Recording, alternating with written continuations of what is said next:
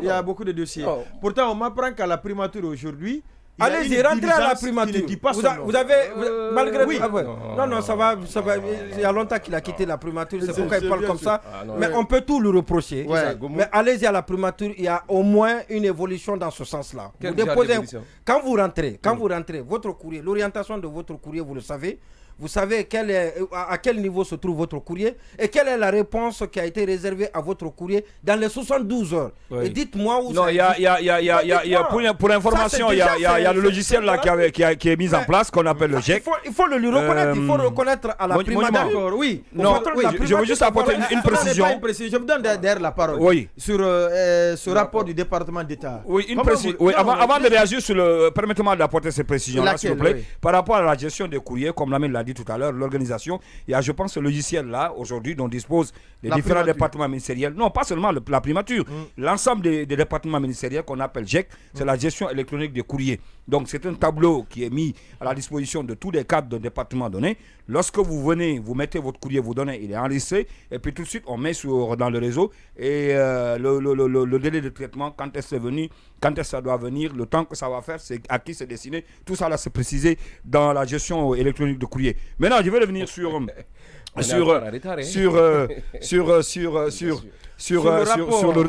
le rapport. Ouais. Alors, c'est vrai qu'on a un peu dressé le bilan.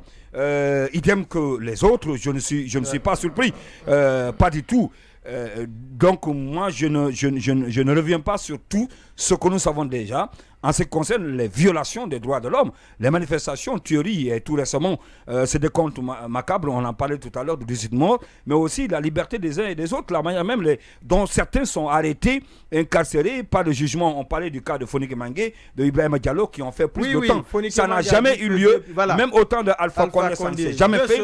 On parle du cas où il est jugé, ou il est libéré. Justement, c'est pas le cas. 6 mois. Alors, le cas de Kassori, le cas de Kassori et autres. Donc voilà, donc il y a tellement, la liste elle est longue pour parler de la violation des droits de l'homme en Guinée. Oui, il y a puisque vous avez voulu apporter une précision, il y a un responsable de communication d'un département ministériel qui me dit de vous dire que la gestion des courriers par voie électronique ne date pas de maintenant, que c'est depuis sous Alpha Condé. Voilà. Ah, d'accord, c'était mis en place entre ce on fréquentait. Je dis ceux qu'il a, la réforme qu'il a. Non, la précision. Ah oui, non, je suis d'accord. Avec courrier même. Voilà. Ça, c'est le gouvernement. Non, ça, c'est ce que je disais. Ça a commencé, mais ceux qu'il y a là, cette organisation. On peut ne pas aimer Alpha, mais. Oui, cette organisation qu'il y a là, c'est une première. Ce qu'il y a là, c'est une première. Reconnaissons cela au Premier ministre. Tout n'était pas de la. Alors, je vais terminer rapidement. Donc, après ce bilan dressé, pour donner raison à ce rapport, je reviens pour dire est-ce que à partir de l'instant, à partir de ce rapport, est-ce que ça va amener les autorités, à commencer par le président de la transition, à rectifier un peu le tir? Je pense que c'est là, vous interpellez. Non, je ne suis pas. Bon, en fait, si vous voulez, ça peut être ça. C'est de ça dont il est question. Ça doit servir normalement aux autorités pour essayer de revoir, renverser la tendance. Bon, malheureusement, je ne sais pas qu'est-ce qui se passe parce que depuis le départ, lorsqu'on nous a promis, il n'y aura pas de sang versé, pour ce qui est du respect de la loi, il n'y aura pas de sang sensoriel. C'est le contraire qu'on a vu. Maintenant que vous-même, vous êtes conscient de tout ce qui s'est passé depuis mai 2022, avec ces tueries et autres, on dresse ce rapport-là, ça doit vous remettre, vous devez en tout cas essayer de vous remettre en question, de vous remettre en cause. Qu'est-ce qu'il faut aujourd'hui pour éviter que cette violation continue? Qu'est-ce qu'il faut aujourd'hui pour que les droits de l'homme soient respectés en République de Guinée? C'est de ça dont il est question. Je pense que ça doit les édifier, mais malheureusement, avec tout ce que nous connaissons autour du président de la transition, vous l'avez dit tout à l'heure, c'est vrai que celui à qui on va demander le bilan demain, la première personne, mais souvent, comme on le dit, le chef n'a pas de problème, mais l'entourage. Et ça aussi, c'est lui. C'est vrai qu'on dit Djiba, le secrétaire général, il a pour ce qui est de la gestion de la transition, pour ce qui est du respect des droits de l'homme, etc. Mais c'est lui le président. Sauf que malheureusement, j'ai comme l'impression que lui aussi, il laisse se couler les choses sans pour autant qu'il ne réagisse. Il faudrait qu'il essaie de voir comment ça doit marcher exactement. Frappe fort. la Guinée, les autorités guinéennes. Pourtant, on nous fait croire que tout se passe bien, la justice, jamais elle ne s'est portée comme maintenant, c'est comme un charme, mais on ne peut pas dire que ce sont les ONG guinéennes, ou c'est l'opposition guinéenne, ou c'est les acteurs politiques guinéens, ou c'est la société civile guinéenne. Mais ça, cette fois-ci, c'est un rapport de la communauté internationale, s'il faut. D'abord, je voudrais rectifier un peu vos propos. Les États-Unis n'ont pas frappé fort. Ce rapport, c'est la situation syllabique, parfaitement décrite de la situation guinéenne. Il n'y a pas, si on pouvait parler de rien d'excessif. Il n'y a rien, non. C'est, au fait, on a calqué la réalité pour la traduire, la transcrire, pour que la communauté internationale, le reste du monde puisse comprendre, au-delà de ce que nous disions ici dans les émissions, au-delà des images que nous projetions sur les réseaux sociaux, cette fois-ci, les États-Unis ont décidé de manière écrite pour traduire la situation en République de Guinée. Je ne vois rien d'excessif, je ne vois rien de complaisant, je ne vois rien qui n'est autre que la réalité guinéenne. Ce que les États-Unis ont dit. Qui est étranger à cette situation? Certainement, c'est ceux qui sont en train de voir ou de suivre certaines télévisions comme la RTG, qui ne voient pas la réalité, la réalité que nous traversions ici à l'interne.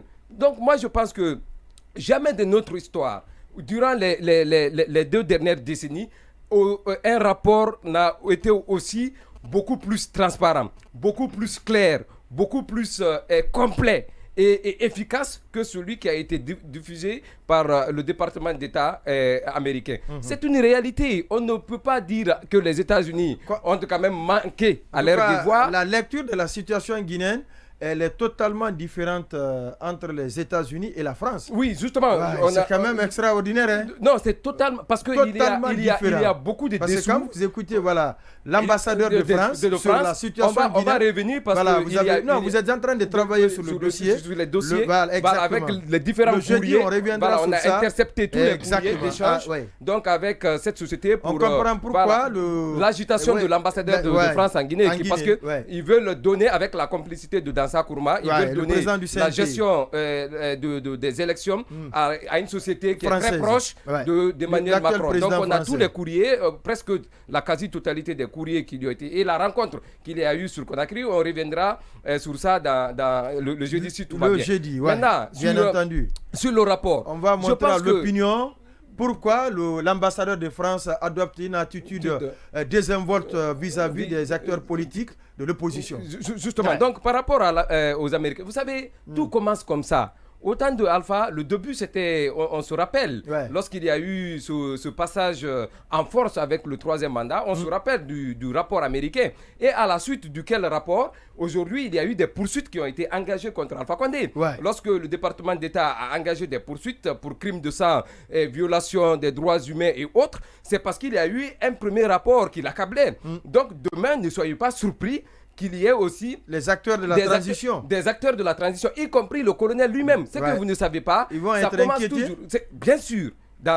On peut s'attendre et je vois justement ce qu'on pourrait appeler ici un appui à la CEDEAO parce qu'avec ces révélations, ces réalités qui ont été dénoncées vigoureusement par les États-Unis, parce que les interdictions vont commencer. Certainement, on va dire que les États-Unis ne se sont pas adossés sur le dernier communiqué de la CEDEAO qui avait demandé à ce que la communauté internationale puisse sanctionner la junte. Mais il y a des choses sur lesquelles, comme on le dit, la communauté internationale, surtout les États-Unis, ne blague pas. C'est lorsqu'on parle de crimes de sang et lorsqu'on parle de crimes économiques, donc les détournements de deniers publics. Les deux éléments, les Américains ne blaguent pas avec. Pas du tout. Et aujourd'hui, il y a eu des crimes de sang.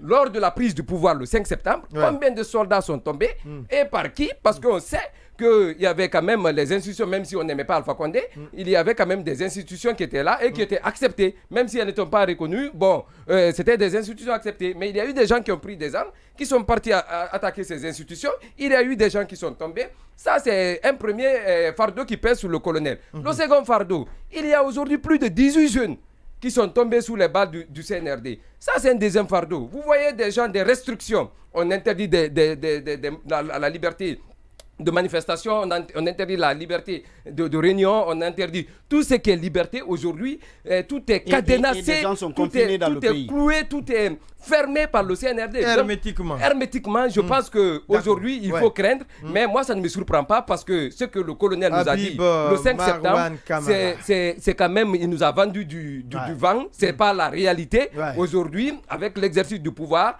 on sait désormais qui il est et comment il faut le considérer. Mais je pense qu'avec ce rapport, il doit s'attendre désormais demain ou après-demain à des poursuites. Et ça, bonjour les dégâts. Et tout à l'heure, nous allons partir du côté du centre islamique.